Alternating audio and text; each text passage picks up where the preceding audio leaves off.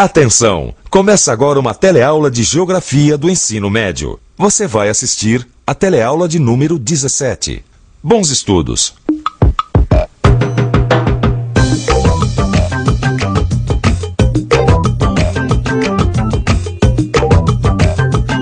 Olha só onde eu tô, no Jardim Botânico de São Paulo. Eu adoro ficar andando por aqui e observar a natureza. Aliás, eu adoro a natureza. E é por esse motivo e por outros também que eu sempre quis ser geógrafa. Aqui nesse bosque a gente percebe que existe uma relação complexa entre os processos físicos, biológicos e humanos. A gente percebe que todos os elementos dessa paisagem se relacionam. Na teleaula de hoje você vai ver que os sistemas ecológicos são subconjuntos da biosfera e os geossistemas são unidades de estudo geográfico que relacionam os componentes naturais e sociais das diferentes paisagens. O bosque é um conjunto de sistemas integrados. Um elemento depende do outro e todos estão ligados. Nessa teleaula que está começando agora, você vai ver como que a geografia tem se apoiado na ecologia para entender as relações que existem dentro das paisagens e entre todas elas.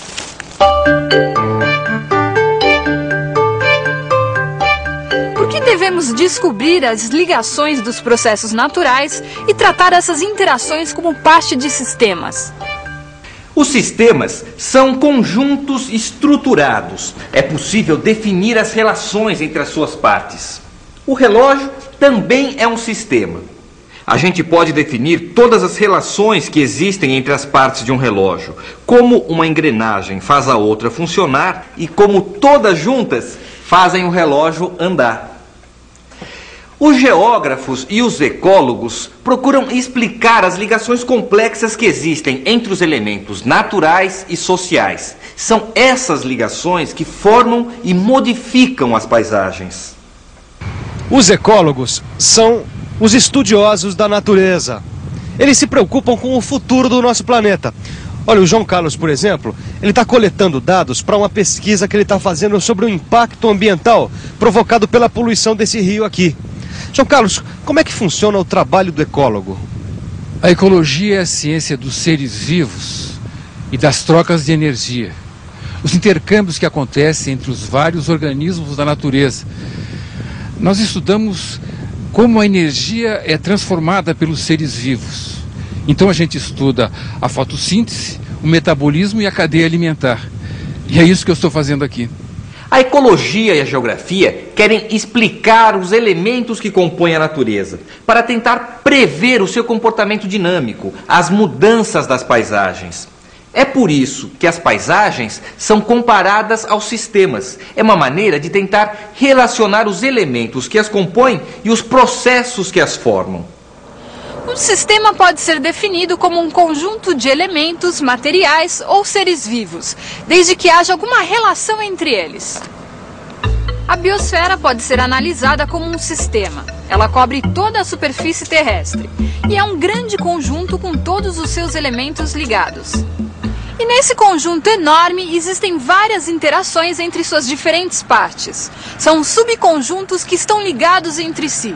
Eles têm uma dinâmica própria e características particulares.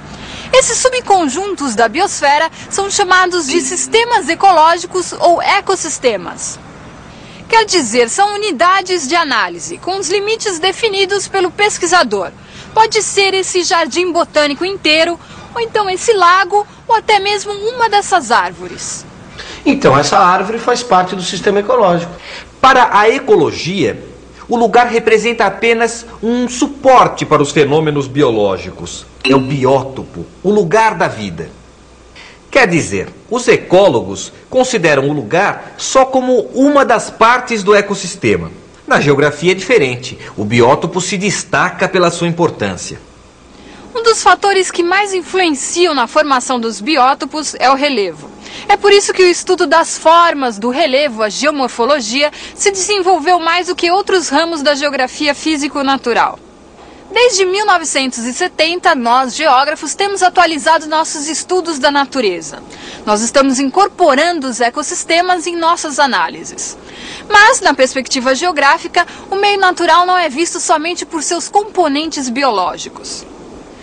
O meio natural deve ser definido por suas dimensões, isto é, sua extensão. Para a geografia, um deserto grande e um deserto pequeno, apesar de ambos serem desertos, são meios diferentes. Assim como uma ilha grande e outra pequena, também são diferentes. As formas da paisagem, a sua configuração também é essencial.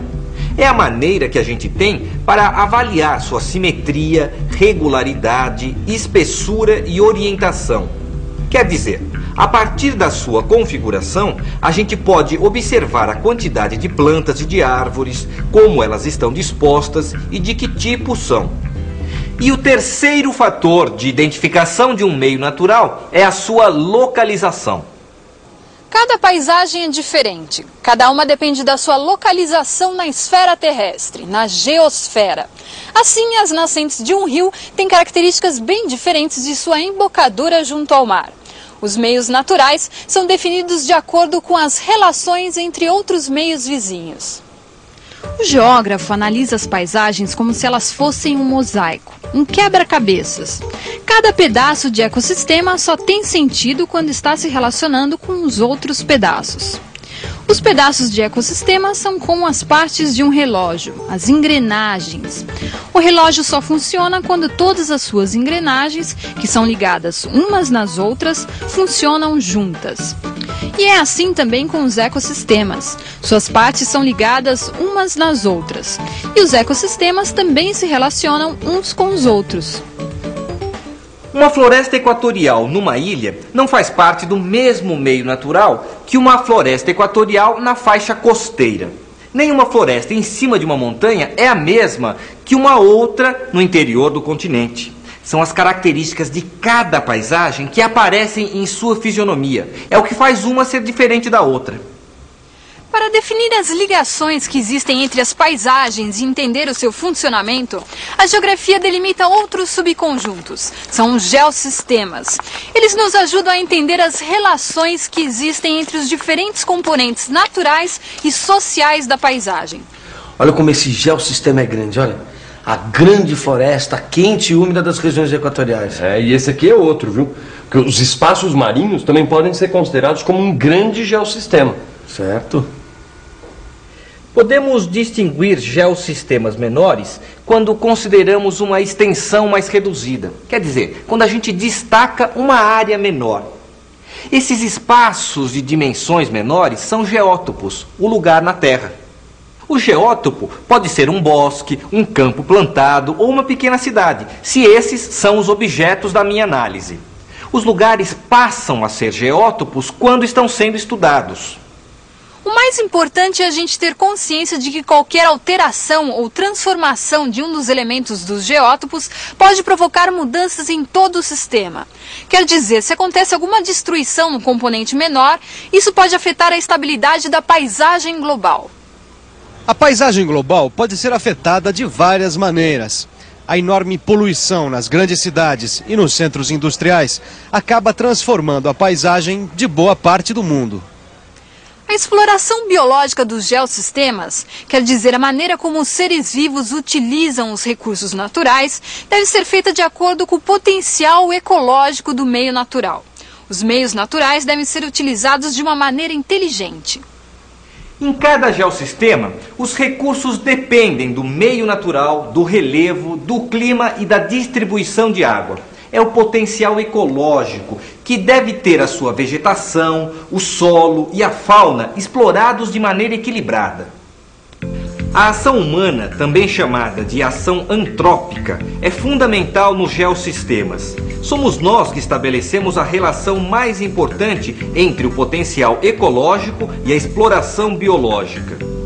E é por isso que nós temos que fazer uma análise integrada entre a natureza e a sociedade humana.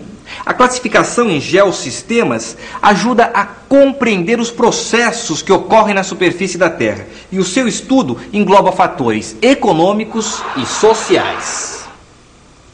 Você vê, Gil, os fatores econômicos e sociais mudaram o mapa da Rússia. Aquela grande União Soviética que a gente conhecia virou um monte de países divididos. Não, e o pior é que eles continuam brigando e se destruindo, né? É um cúmulo. O ser humano já mudou muito a paisagem da Terra, viu?